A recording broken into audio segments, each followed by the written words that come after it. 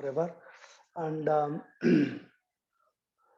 today we are starting Bhagavad Gita as it is, and also I will try and cover Sridhar Maharaj's um, Bhagavad Gita's commentary as well. It's called The Hidden Treasure of the Sweet Absolute. You can all see here. Of course, Prabhupada has written as it is. This is the hidden treasure of the Sweet Absolute. Now, why two different names? So Bhagavad Gita is the same, but there are different versions. Version means what? So the message is the same. So Bhagavad Gita as it is. That's why Prabhupada has named it as it is. As it is means what we can see directly how it appears. It's called Darshana Bhasha. So it's not something which is we have to break our heads to um, um, understand it intellectually or something like that. It is Krishna's words understood as it is. Then what's the necessity of writing any other versions? Actually, that is the best way to understand. No, there is other versions as well, which basically they have revealed it. So give me a second, Anupam is here. So they have revealed it.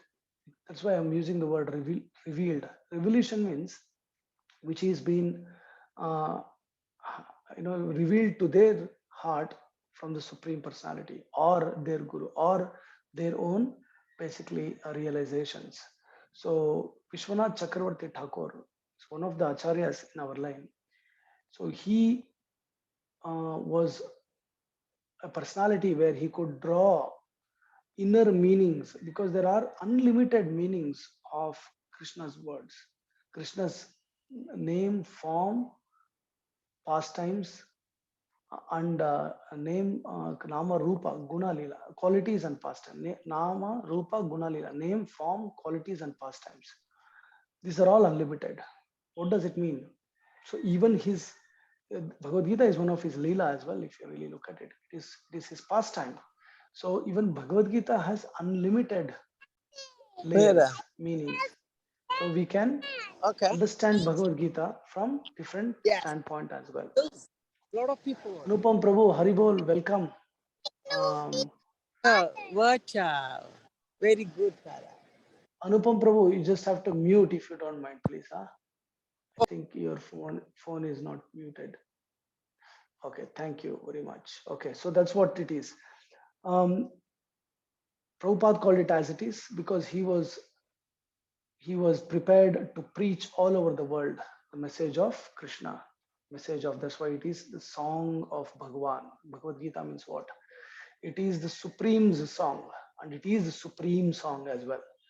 So he wanted to take the teachings of Krishna to all over the world. So when he wanted to take the teachings of Krishna to the whole world, it is always safe and best to present it as it is. Means to understand first most important thing is to understand how we basically what is digestible to us.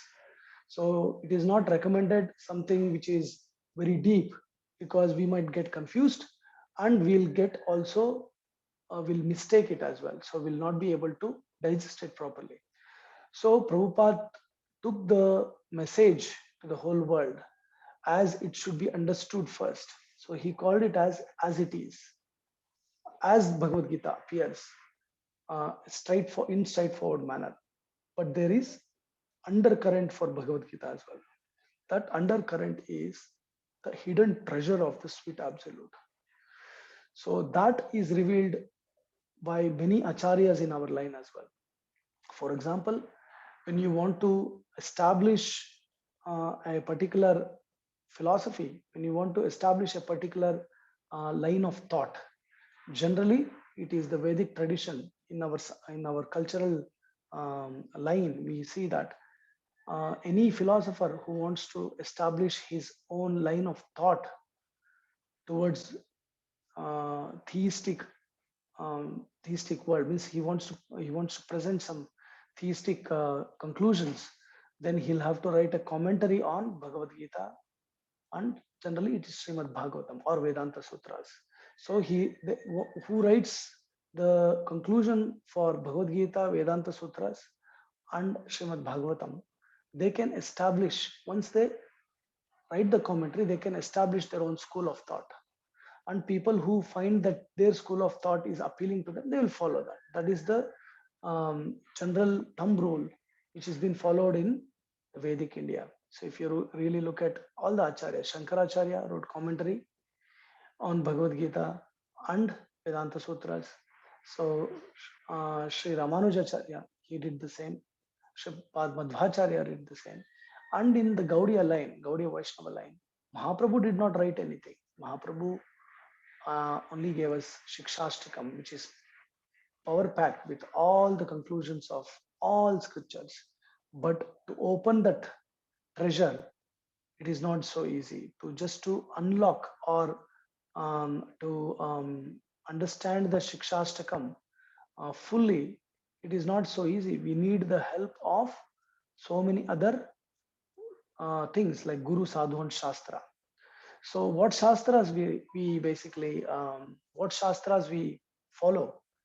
We follow shastras like recommended shastras. We can't read all the way. First of all, reading Vedas in this day and age is very difficult. Even if we probably go and learn the Vedas somewhere, we'll just go and learn the pronunciation of it, the Ucharana.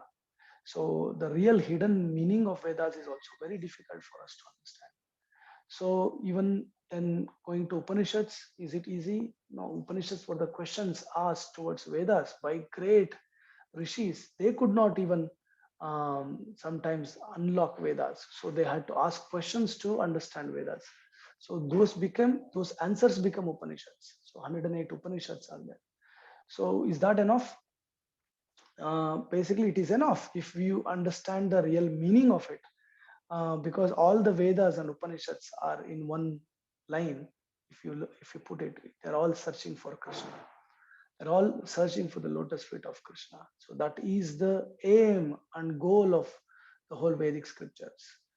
So what happened later on? So Vedavyas, who had compiled all the scriptures together, he then simplified it to make everyone get attracted, because the whole purpose of um, writing many scriptures or revealing the scriptures is basically to give the knowledge to this world. Means people who are in the material world. So these Vedic scriptures are brought to this Vedic. Vedas are eternal. Vedas are in another perspective, it is nothing but glorification of the Supreme. So the glorification of Supreme is being always carried on in even in the spiritual world. But when it comes to the material world, Krishna has basically plans to deliver us. He has a great plan. He has a big plan. So he sends his associates, or he descends himself to uplift the dharma. What is actually dharma? Does he come just to correct the socio economic status of the world? No, that is very external and it is material. So the real dharma of this world, means of the jiva, is basically to transcend the material world and to go back to his natural position of serving Krishna. So Krishna comes down or sends his associates to establish this dharma. This is the actual dharma. Sanatana dharma means which helps you to reconnect. That is called yoga. So reconnection, connection or reconnection, linking is called yoga. So Krishna comes and teaches us yoga. He gives us different kinds of yoga according to the different merits which humans possess. So we all have different merits. We are not same. We are not in the same level, I would say. So level means, oh, okay, so you are discriminating one to each other. It's not the discrimination that you are high or low. It is the discrimination of where we stand today. We are standing today here. It doesn't mean that we'll always be here. We will go two steps ahead tomorrow, or we might even go down tomorrow. So we are all going up and down in this material world according to our karma, according to our action here. because we are taking two bags with us: acquired prejudice and acquired tendencies. So every time we carry more and more, either it is taking us up or taking us low. So we are going in the cycle of birth and death through many species of different consciousness. So when we get human life, it doesn't mean that one human life. No, we might go through many human lives till we realize that this material world is temporary. All these revelations come to us. We are going in this cycle, and when we have enough sukruti, then we will come in touch with the proper knowledge. And when we come in touch with proper knowledge, then it helps us to develop faith in God. That is called Shraddha. Only through Shraddha we can transcend this world, not even through just gaining knowledge, just accumulation of knowledge. Knowledge means, Sridhar Maharaj says, knowledge actually means doubt. So just understanding it doesn't really deliver us. It helps us to basically gain some faith, but if it is not working in that line, it is useless in one way. So the knowledge which we acquire should be applied, and it should be lived. So we should leave the consciousness, which means we should leave the conception which we have gained, not consciousness, conception. So that will change our consciousness, that will refine our consciousness, so that we can leave Krishna consciousness. Not Leave, Live. Leave means we will every day imbibe to live in the proper conception. What is Krishna consciousness? Sridhar Maharaj says again, Krishna consciousness means nothing but it is reality. So you are aiming, you are looking forward for that reality. So you are positioning yourself to going close to that reality, because Krishna is reality. Krishna consciousness means you are basically acquiring a proper angle of vision to go towards that reality. So the whole idea of uh, gaining knowledge is to love Krishna, or to come in connection with Krishna, to become his beloved, to serve him. Beloved means what? Whoever gets connection with Krishna in a loving service, it is the real success of life. And that is the aim of human life in one way, because this is the only life which we can actually use to go back to God. So because in other forms of life, in animal form, in bird form, in plant form, the consciousness is not evolved. Consciousness is there, but it is not evolved so much to establish the relationship with God. So what Krishna does, he has a bigger plan, he has a higher plan. So he is constantly trying, because he has everything. He has everything. He possesses everything. He doesn't need anything, but yet he has not got one thing. That is your love, and he's after it. He wants you. He wants every one of us to be with him. He has unlimited Parshads serving him in unlimited Vaikunthas, and his own playground, that is Koloka. But yet, he is, because we are inseparable from him. We are simultaneously one and different with him. We are part and parcel of Krishna. So always he is looking for attracting the Chivas towards him. That is his mercy as well. People say, oh, God has made us to suffer here. So he has pushed us down, even though he knows that material world is full of suffering. If he wants, he can take us back. Why is he leaving? No, he is taking us back. He has not left us here. He has not created this world, go and suffer there. No, we have chosen to come here. We chose this world. In fact, we didn't even choose this world. We did not even have an idea of this world. How it works is, we developed a desire to enjoy independently. That's it. We did not know much about anything else, because we knew that either we had the free will that we could choose a life with Krishna, or the free will means that freedom means that you can exploit it. So we chose to come to this world, means we chose to enjoy it ourselves. So when we chose to enjoy ourselves, then we don't even have the capacity to go and enjoy somewhere. So Krishna is merciful even in that perspective. He creates a world, he creates a whole bubble to come and fulfill our desires. But he does not create a world where we get trapped for a long time there. He creates a world where we realize very soon that for us it might be many, many, many lives, but in the whole concept of time, it is a very actually a less time. But doesn't mean that okay, oh, it's anyways less time, so let me be in this world. No, it can be a long time for us.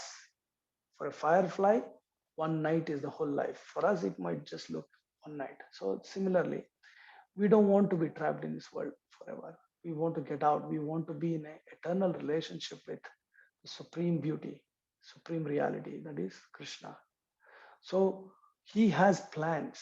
So when we come down to this material world, he knows that we will work our way down. In fact, we did not start from the lowest species. We started from the very evolved life in Satyaloka, like Brahma, not Brahma, like Brahma, means we had a very evolved consciousness. But because of the influence of three modes of nature, which we will in detail we will discuss in Bhagavad Gita. Bhagavad Gita discusses, there's no other text which discusses trigunas in detail as much as Bhagavad Gita, Sattva, Rajas, and Tamas. So even in Satyaloka, it is the world of mode of goodness. Satyaloka is filled with Sattva Guna, but still material. That Sattva Guna basically is when Sattva Guna is not transcendent, means when we do not aim higher than Sattva Guna basically will push us to Rajoguna and Tamoguna. It will basically change us to Rajoguna and Tamoguna. That's what will happen in Satyaloka. So even though it is filled with Sattva Guna, just staying in the Sattva Guna is not enough, because eventually we will develop desire to enjoy more and more, which pushes to Rajoguna. And then we will develop even heinous way to enjoy, that is Tamoguna. So the mix of three gunas basically binds us in this world, binds us in this material world. So we come down into different species, and then we'll even fall down. Means remember, we don't get human species after all the species. Why it is said that so is because human species is very rare, and usually we go through the cycle and come back to human species. It's not that we only get once. We've got human species many times, and we have gone down to animal species many times. So we have worked our way down, then we have gone through the cycles, then so many times we come to human life, then again we do a lot of sins, and then we take back the births of animals, and then we come back to human life. So whenever we get this opportunity of human life, very precious, we'll have to take it seriously. So Krishna comes down, and he has given us Bhagavad Gita, which was spoken millions of years ago to the sun god. He has spoken back again 5,000 years ago. We are very fortunate, because 5,000 years in the whole period of time, which is actually very less. So we are still having the original speech of Krishna. His instructions are there, his revelations are there. How fortunate we are to be connected with his message. His message and himself are non-different. His name and himself non-different. So if we practice the instructions which is given by Sri Krishna in this text, if we practice that life, we will attain perfection. So we were discussing about two versions. There is as it is, and many, means we have two versions now, but there are many. But in our line, generally it is given in two layers. One is to understand as it is, and another one is to extract the hidden meaning of it. So when the philosophy is established, you establish as it is. But when you want to basically extract the hidden meaning, because there are unlimited layers, even as it is, if we keep reading Bhagavad Gita as it is by Prabhupada, we will always find new revelations. It's evergreen, it's called ever fresh text. Similarly, Sridhar Maharaj said, okay, you follow Baladeva Vidyabhushana, who established the Gaudiya Vedanta. He established the Gaudiya schools mission. He established it through by writing commentary on Bhagavad Gita called Govinda Bhashya. So Prabhupada said, because these both personalities wrote these two Gitas together when they were together. Prabhupada was still Grihastha and Sridhar Maharaj was a sannyasi. And Prabhupada had given some stay for him. Means he had provided some space to live with him. Sridhar Maharaj and his disciple lived with Srila Prabhupada for 6 years.